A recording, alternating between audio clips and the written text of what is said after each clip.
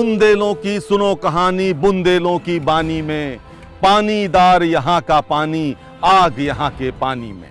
बुंदेलखंड उत्तर प्रदेश के दक्षिण में स्थित एक बड़ा पहाड़ी इलाका है जिसमें अनेक छोटी बड़ी रियासतें हुआ करती थीं। जालौन, झांसी, हमीरपुर, चित्रकूट, महोबा, ललितपुर, बांदा, ये सभी नगर इसी क्षेत्र में आते हैं।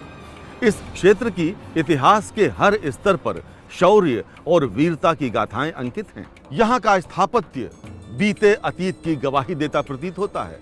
ऐश्वर्य और शौर्य के निशानों से परिपूर्ण महलों और किलों को आज भी हम यहाँ देख सकते हैं।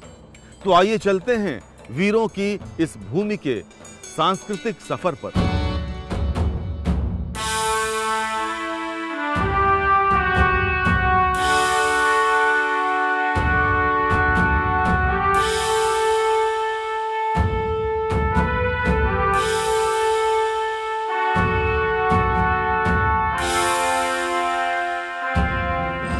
सिंहासन हिल उठे राजवंशों ने भ्रिकुटी तानी थी, बूढ़े भारत में भी आई फिर से नई जवानी थी। गुमी हुई आजादी की कीमत सबने पहचानी थी, दूर फिरंगी को करने की सबने मन में ठानी थी।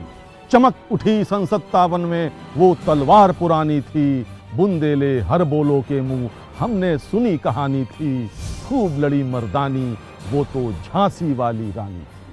झांसी की बंगरा पहाड़ी पर स्थित ये दुर्ग यूं तो बनवाया था 1613 ईस्वी में ओरछा के राजा वीर सिंह जूदेव ने, लेकिन ये जाना गया वीरांगना रानी लक्ष्मीबाई की वीरता के कारण। गेटवे ऑफ बुंदेलखंड यानी झांसी आने वाला हर पर्यटक इस दुर्ग के दर्शन करने अवश्य आता है। झांसी पहुज और बेतवा नदी के मध्य स्थित एक ऐतिहासिक नगर है जो उत्तर प्रदेश की वीर भूमि बुंदेलखंड का प्रवेश द्वार कहलाता है।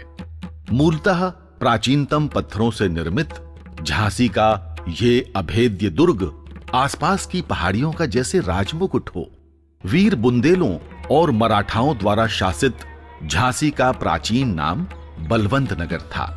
ऐतिहासिक झांसी के किले से कुछ दूर स्थित रानी लक्ष्मीबाई का राजसी महल है जो रानी महल के नाम से जाना जाता है, जिसका निर्माण नेवलकर परिवार के रघुनाथ द्वितीय द्वारा करवाया गया था, जिसे आगे चलकर महारानी झांसी ने अपने निवासों में से एक निवास बनाया।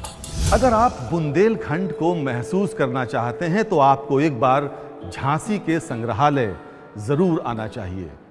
झांसी की ऐतिहासिक और सांस्कृतिक विरासत को स्वयं में समेटे ये संग्रहालय आपको बुला रहा है।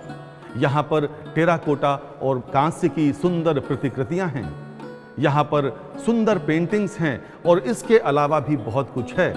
लिहाजा आपका झांसी म्यूजियम, झांसी संग्रहालय आना बेहद आवश्यक है।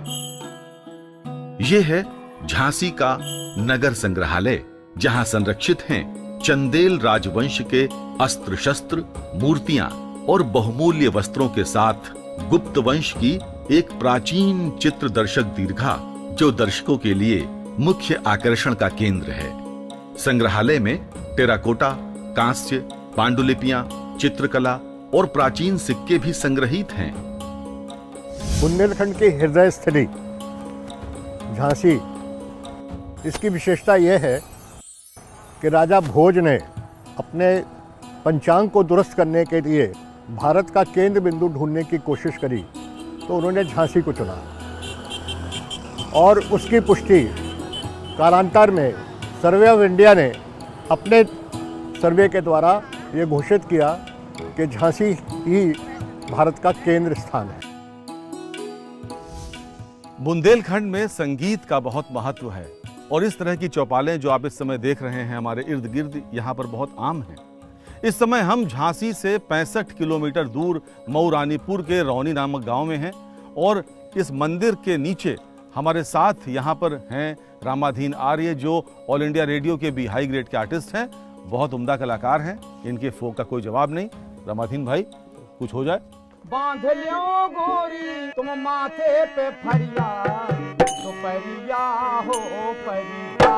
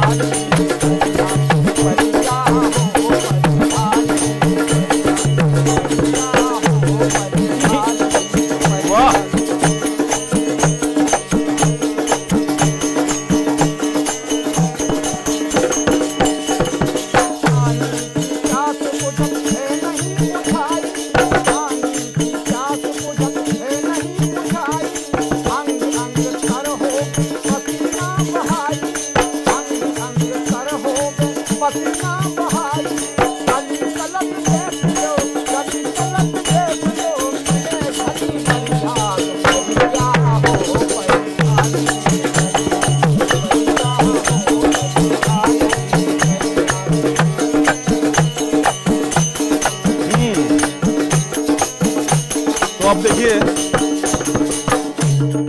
ये रामाधीन आर्य ने बुंदेलखंड की गर्मी का एक नजारा पेश किया और यहाँ पर श्रृंगार का भी महत्व है। श्रृंगार का भी कुछ हो जाए। नई नई दुल्हन सज गई है घुंघटा में नैन तोई कजरारे, गोरे हैं गाल तोई होठ लाल रेशम बाल काले काले, गोरे हैं गाल तोई होठ लाल रेशम बाल काले काले।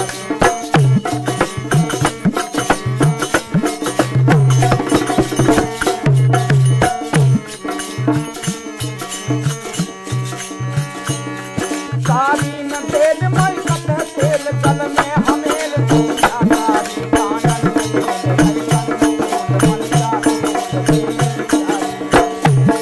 नैनन कटार की मार भैयार पार छाती तोड़ी मोहे कमान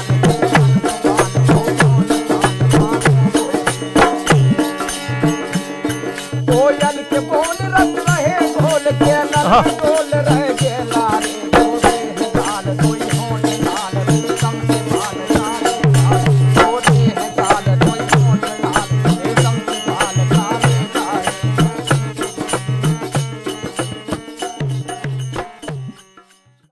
बुंदेलखंड के संस्कृति धर्मी जिन्होंने बुंदेलखंड को अपने लेखों में जिया है, अपनी वाणी से जिया है, हम उनके साथ हैं। हम माननीय हरगोविंद कुशवाहा जी के साथ हैं। कुशवाहा जी, आप हमें बुंदेलखंड की साहित्य के बारे में पहले कुछ बताएं। ये बुंदेली धरा ऋषि मुनियों की, वीरों की कलम कटार कृपाण की धरती है। इस धरा का जितना भी गुणगान किया जाए, जितना भी उसका प्रशस्ति की जाए, वो कम है। यहाँ की नदियाँ, यहाँ के पहाड़, यहाँ की वनस्पति, यहाँ का साहित्य दुनिया में कहीं नहीं है। यहाँ की जो बड़ी बड़ी नदियाँ हैं, कैन, धसान, पहुज, बेतवा, पीते हैं चंबल का जल, 8 पहर पहरे पे ठाणो सहज पहरुआ बुंदिया चल, अबलो ठाणो शीश झुकाएं कुंभज की अगवानी में, बुंदेलों की सुनो कहानी, बुंदेलों की वाणी में, पानी नारे यहाँ का पानी, आगे यहाँ के पानी। मैं चाहूँगा कि माननीय कुशवाहा जी सस्वर हमें कुछ सुनाएं। बहुत अच्छा गाते हैं कुशवाहा जी। रामायण तुलसी कही, तानसेन जिम राग, सोई या कलिकाल में कही ईश्वरी फाग। ईश्वरी ऐसे कवि हैं जैसे भर्तरी शतक है, श्रृंगार शतक, नीति शतक और बैराग शतक, इसी प्रकार ईश्वरी ने अपनी किताबों में, चौकड़िया कहते उसे, छंद काव्य 4 लाइनों का। तो बुंदेली में ईश्वरी ने बुंदेलखंड का पूरा जो कहना चाहिए यहाँ की संस्कृति है, कल्चर है। जैसे उनका एक रोमांटिक गीत सुनाया आपको, उनकी नायिका नहीं मिल रही काफ़ी दिनों से, तो उन्हें बुंदेल कैसे लिखा ईश्वरी ने, कहाँ गई मन की हरन मुनैया, आज दिखानी नैया। हाँ, ठेठ बुंदेलखंडी में, पत्तन पत्तन ढूंढ फिरे हम, ढूंढी सबई डरैया, कहाँ गई मन की हरन मुनैया, कुआ बाउरी सबरे ढूंढे, ढूंढे कुआ तलैया, कहाँ गई।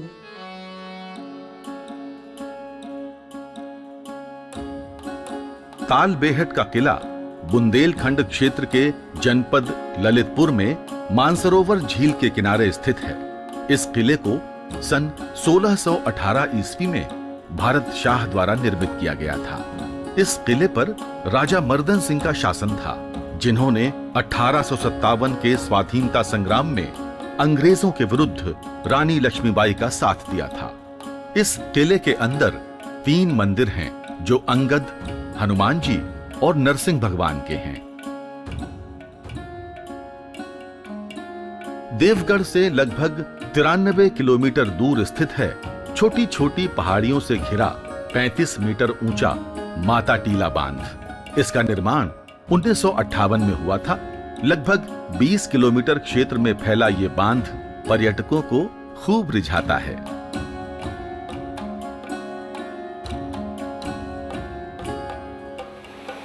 झांसी से 39 किलोमीटर दूर बेतवा नदी पर सन 1909 में सुखवा दुखवा बांध का निर्माण हुआ। बरसात के मौसम में झरने वाला लगभग 1 किलोमीटर लंबा झरना बेतवा नदी के नीचे बनी सुरंग से देखने पर पर्यटकों का बरबस मन मोह लेता है।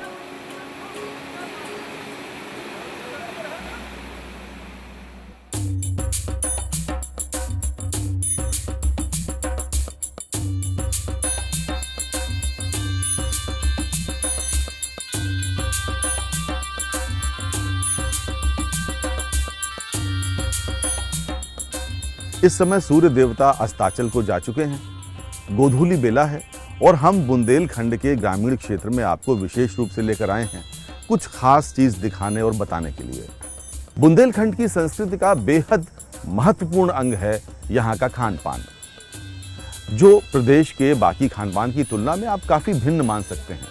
और यहाँ के लोग भात, दाल, कढ़ी, बड़ा मगोरा, पापड़, कोंच, कचरिया, बिजौरो, खांड, घी, मांडे, मिर्च का चूर्ण और आम का अचार जैसी वस्तुओं को अपने भोजन में खास तौर पर शामिल करते हैं। साथ ही रोज के खाने में ये पूड़ी कचौड़ी, पपरिया, खाजे, तिरकारी, मालपुआ, लडुआ, मोहन भोग, खीर, खुरबी खुरमा, इसके अलावा पूरी चटनी आदि पकवानों का प्रयोग भी करते हैं। मुझे पूरा विश्वास है कि ये सारे नाम सुनते सुनते आपके मुंह में हल्का हल्का पानी आने लगा होगा, और ज़्यादा पानी अभी आएगा जब हम ये खाना चख कर आपको दिखाएंगे। ये देखिए खास बुंदेलखंडी डिशेस, इसका नाम ठेठला है, ये खाजा है, ये ठड़ूला है दाल का, ये गुनी इंदरसा और ये बतियाँ। इसके अलावा ये भजिया, ये दूसरे प्रकार के खिचला, ये चावल के खिचला, ये मंगोरा, ये बड़ा तैयार हो गया है। पीछे कढ़ी बन रही है, दाल पक रही है और भी बहुत कुछ है जो आपको मिश्रा जी आके बताएंगे।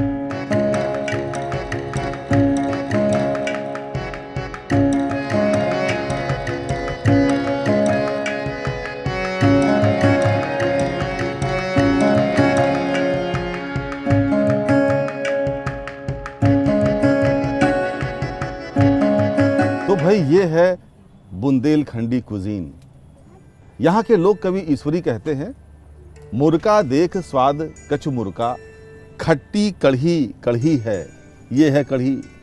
मुर्का देख स्वाद कछु मुर्का, खट्टी कढ़ी कढ़ी है। और बुंदेलों के बराबरों की, बुंदेलों के बराबरों की ना कोई बराबरी है।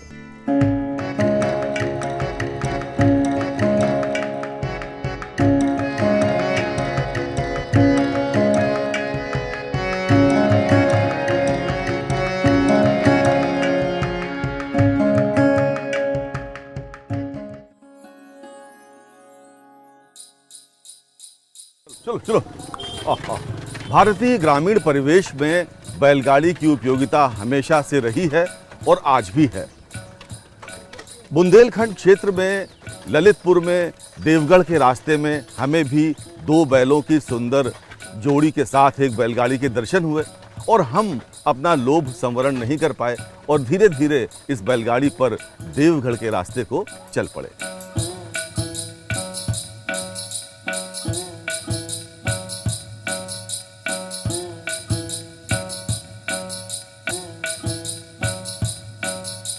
ललितपुर जनपद से 33 किलोमीटर की दूरी पर बेतवा नदी के दाहिनी ओर और विंध्य पर्वत श्रृंखलाओं के दक्षिण पश्चिम भाग में स्थित देवगढ़ ऐतिहासिक गुप्तकालीन स्मारकों के लिए जाना जाता है। 8वीं से 17वीं शताब्दी तक ये स्थान जैन धर्म का प्रमुख केंद्र रहा। पहले प्रतिहारों और फिर चंदेलों ने देवगढ़ पर शासन किया। यहाँ बेतवा नदी के किनारे 41 जैन मंदिर थे, जिनमें से अब 31 ही शेष बचे हैं और ये पर्यटकों और श्रद्धालुओं की आस्था का केंद्र है। यहाँ 19 मानस्तंभ और दीवारों पर उत्कीर्ण 200 अभिलेखों सहित कुल 500 अभिलेख प्राप्त हुए हैं। पुरातत्व की दृष्टि से देवगढ़ पुरातत्व संपदा से परिपूर्ण एक विश्व प्रसिद्ध स्थान है, जिसे बेतवा नदी का आइलैंड कहा जाता है। लगभग 1200 साल पुराने गुप्तकालीन दशावतार मंदिर में हम आ चुके हैं। ये मंदिर लाल बलुए पत्थर से बना है और ये भगवान विष्णु का मंदिर है। हम साफ देख सकते हैं कि भगवान विष्णु शेषशायी हैं, शेषनाग पर विश्राम कर रहे हैं। कहते हैं, एक कथा ये भी है कि नीचे जो 5 आकृतियां आप देख रहे हैं, ये 5 पांडव हैं और बीच में द्रौपदी भी हैं। तरह तरह की कहानियां, किंवदंतियां इसके बारे में जुड़ी हुई हैं। बहरहाल ये मंदिर इस पूरे बुंदेलखंड क्षेत्र का एक अद्भुत पर्यटक स्थल है। गुप्तकालीन स्थापत्य कला का एक अप्रतिम बेजोड़ नमूना है ये देवगढ़ का दशावतार मंदिर।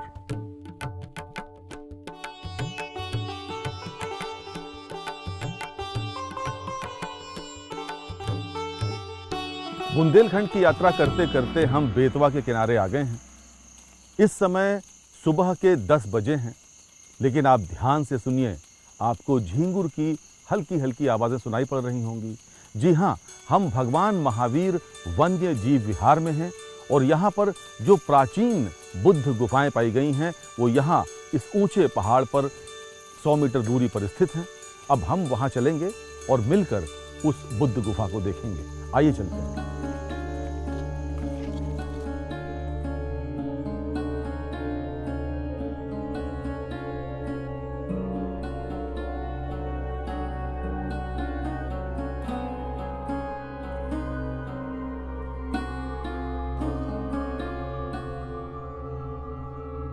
देवगढ़ की इस पर्वत श्रृंखला में मेरे पीछे कुछ देखा आपने? भगवान बुद्ध यहाँ धर्म चक्र प्रवर्तन की मुद्रा में हैं। कहते हैं आज से लगभग 1000 वर्ष पूर्व इस बुद्ध गुफा का निर्माण हुआ था और आजकल ये गुफा बौद्ध अनुयायियों के बीच श्रद्धा का केंद्र बनी हुई है। इस गुफा को खोजने वाले ललितपुर के पत्रकार रविंद्र दिवाकर हमारे साथ हैं। रविंद्र जी, कैसे गुफा खोजी आपने? ये 19 जून 2013 की बात है। हम लोग यहाँ पर जब शिव गुफा खोजने निकले थे जी, तो आगे जानकारी मिली कि कहीं समुद्र मंथन है आगे। तो उसको समुद्र मंथन खोजते खोजते जब यहाँ पर आए तो समुद्र मंथन के बजाय भगवान बुद्ध दिखाई दिए। हम लोग धन्य हो गए कि बौद्ध धर्म, हिंदू धर्म और जैन धर्म का अनूठा मेल यहाँ मिला। तो ये सारी चीज़ें पूरी दुनिया के लिए नए सिरे से पैदा हुई और नया चमत्कार पैदा हुआ। तो मलेशिया से, जापान से और थाईलैंड से, श्रीलंका से कई देशों के विदेशी यात्री यहाँ आते हैं और इन गुफाओं के हैंगिंग रॉक्स को देख के अपने आप को धन्य समझते हैं।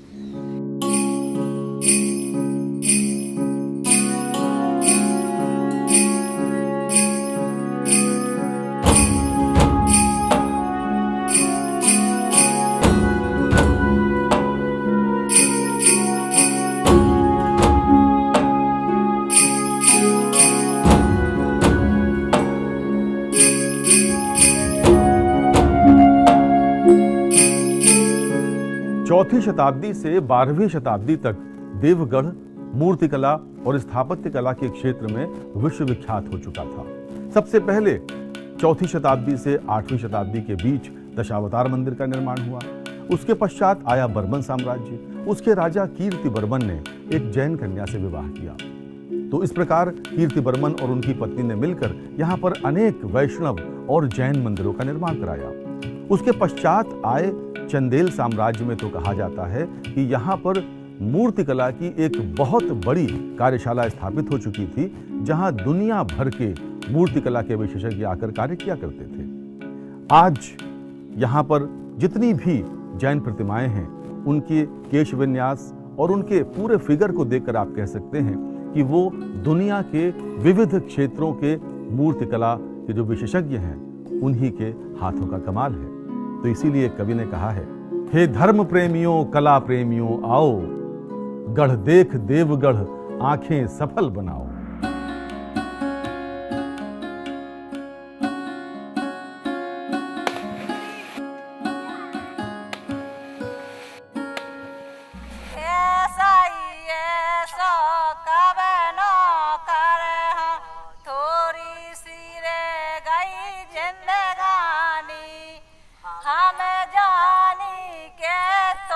जानी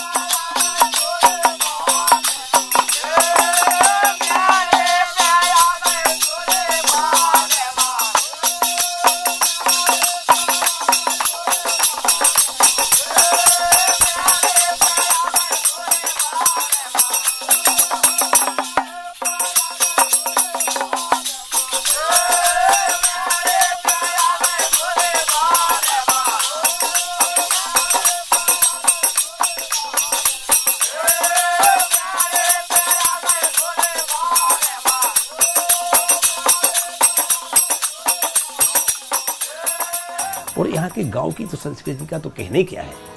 यहाँ के गांव की संस्कृति के बारे में आपको बताएं पाठक जी, हमारे जो लोकल कवि हैं अवधेश जी, वो लिखते हैं, चलो तुम उन गाँवन की ओर जिनमें बहने की नदिया, श्रम की उठे हिलो देन कलेऊ, रोज खेत पे जाए खेत की रानी, जो नई चनन की रोटी लेके धरे शीश पे पानी, मोरा भरो मठा गड़ुआ को जीरो दयो बघार, और लाल मिर्च की चटनी पर है सब व्यंजन बलिहार, दाहिने तनक दयो मुख मोर, मुस्किया के दई सो कारू आ जइयो बाजोर, चलो तुम उन गावन की। और फसलें कैथ करोंदी कांकर महके,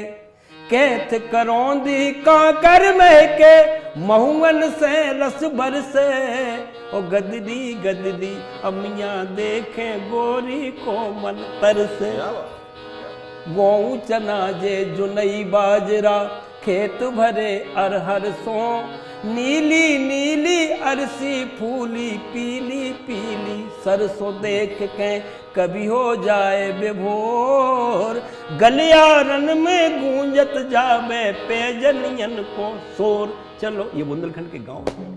बरुआ सागर, जैसा कि नाम से लगता है कि कोई समुद्र होगा, लेकिन ये 260 वर्ष पुरानी एक झील है जिसे ओरछा के महाराजा उदित सिंह ने तटबंधित करवाया था। झील के पास एक बरुआ सागर किला है, जहां से झील के चारों ओर बसे बरुआ सागर नगर का मनोरम परिदृश्य दिखता है।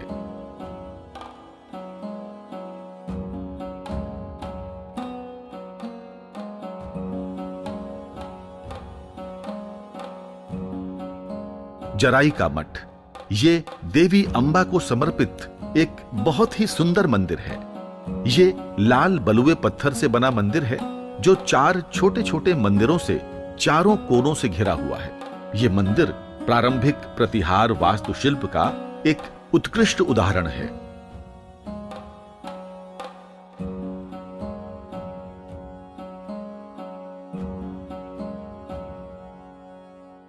वीरता और शौर्य बुंदेलखंड की मिट्टी में है। महोबा में जन्मे आल्हा और उदल भी प्रसिद्ध वीर योद्धा थे और इनके किस्से, इनकी कहानियां, इनके गीत आज भी महोबा में क्या पूरे बुंदेलखंड में घर घर में सुनाए जाते हैं। इन दोनों के बारे में कवि जगनिक ने विस्तार से लिखा है।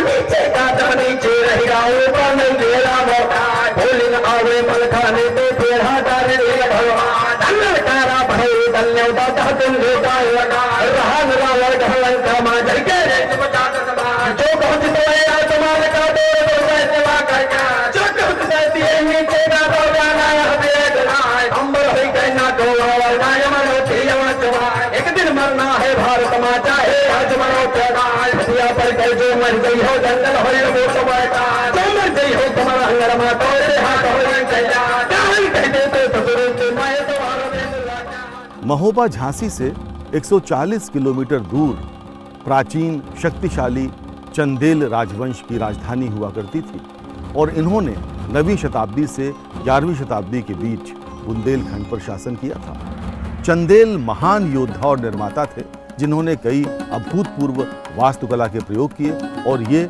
सूर्य मंदिर उनमें से एक है।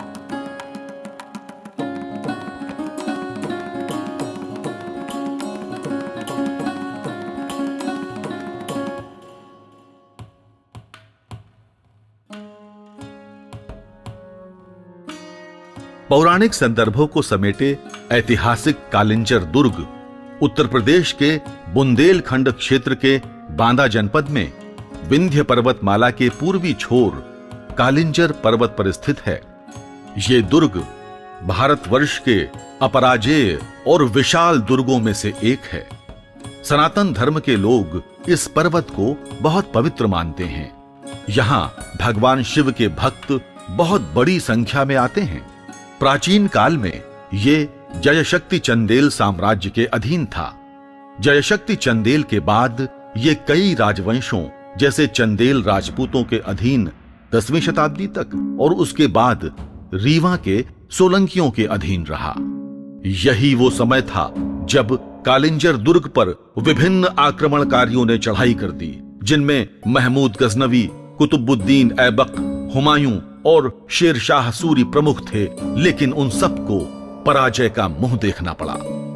अनेक प्रयास करने के बाद भी आरंभिक मुगल बादशाह भी कालिंजर के किले को जीत नहीं सके।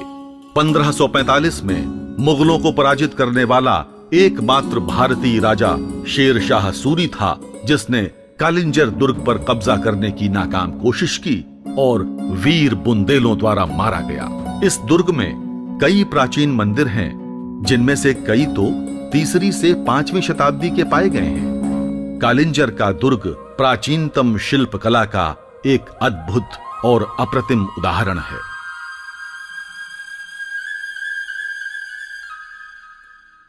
प्रातःकाल उदित होता सूर्य जब अपनी जगमगाती किरणों से मंदाकिनी के पवित्र जल को स्पर्श करता है तो लगता है कि चित्रकूट के रामघाट में जैसे जीवन का वसंत उतर आया हो। गोस्वामी तुलसीदास की रचना भूमि और रामायण परंपरा का शुभारंभ चित्रकूट की इसी पुण्य धरा से हुआ। मर्यादा पुरुषोत्तम भगवान श्री राम ने माता जानकी और अनुज लक्ष्मण के साथ अपने वनवास का अधिकांश समय यहीं व्यतीत किया। चित्रकूट में 56 छोटे बड़े मंदिर हैं जो रामायण की गाथा से जुड़े हुए हैं, जिनमें प्रमुख हैं हनुमान धारा, कामतगिरी और स्फटिक शिला। श्री रामचंद्र कृपाल भज मन हरण भव भय दारुणम नव कंचलो। चित्रकूट से लगभग 19 किलोमीटर दूरी पर स्थित है गुप्त गोदावरी, पावन निर्मल प्राकृतिक जल स्रोतों से आप्लावित एक विशाल गुफा। और इस गुफा के अंदर शीतल झरने का जल प्रवाह निरंतर होता रहता है। गुफा से बाहर आकर जलधारा 2 कुंडों में गिरती है और यहीं से लुप्त हो जाती है। कहते हैं कभी यहीं राम घाट पर तुलसीदास को भगवान श्री राम ने दर्शन दिए थे। चित्रकूट के घाट पर भई संतन की भीड़, तुलसीदास चंदन घिसें, तिलक देहि रघुबीर। इसीलिए राम घाट की संध्या आरती का श्रद्धालुओं के लिए विशेष महत्व है। कोट तीरथ, पंपासुर, देवांगना, हनुमान धारा, नरसिंह धारा, बंदर चुरही, इस पहाड़ में ऐसे घूमते घूमते एक गई है, फिर वहां से गुप्त हो गई है।